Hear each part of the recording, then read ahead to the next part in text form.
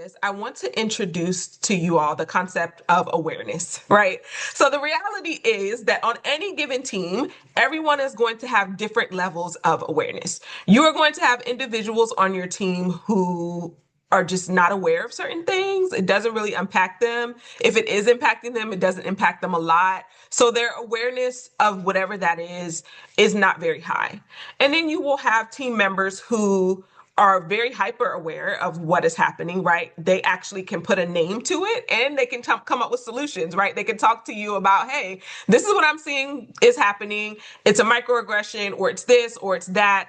And they're very aware, right?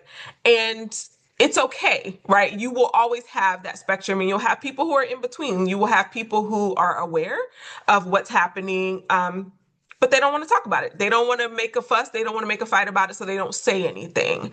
And oftentimes, the people that we hear from are those who are at that very end of the spectrum, who are highly aware, and we often kind of label them as like the problem team member, because they are really able to verbalize to you what's happening, how it's impacting them, how it's impacting people around them, and what needs to change.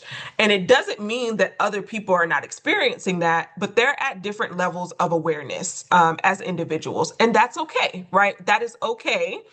And you have to know that as a leader. And so this next portion of the curriculum is really just about bias, privilege, and systems, and our levels of awareness. So as I shared, you will have people on your team who don't notice things and they say, this feels normal, this feels fine. You have people who notice things, but they're unsure. They can say to you, something feels off. This didn't feel quite right. I'm not quite sure why though. You have people who are aware, but not naming it. So I'm aware that this thing is happening, or this process is not very inclusive. It's hard to work with. It's hard to engage with, but I'm not saying anything.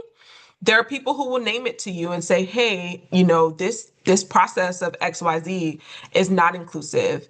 And there were people who can respond with intention, so they can really help you to understand how you can move forward differently, or they're able to really verbalize that. And so that's an important part of moving into recognizing bias in the workplace. And so bias, someone already started talking about this earlier. I need you to know and understand that bias is something that is natural.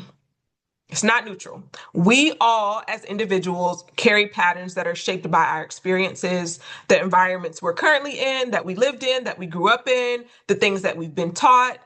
But we have to know that bias shapes our decisions, even when our intentions are strong. Like, we can have the strongest intentions, bias can still shape our decisions. So it shows up in quick judgments, in the small decisions that you make in those everyday interactions, not just the big decisions, right? Sometimes we're really focused on like, bias isn't happening up here or in these big decisions, but it's just as impactful when it's happening in the small ways.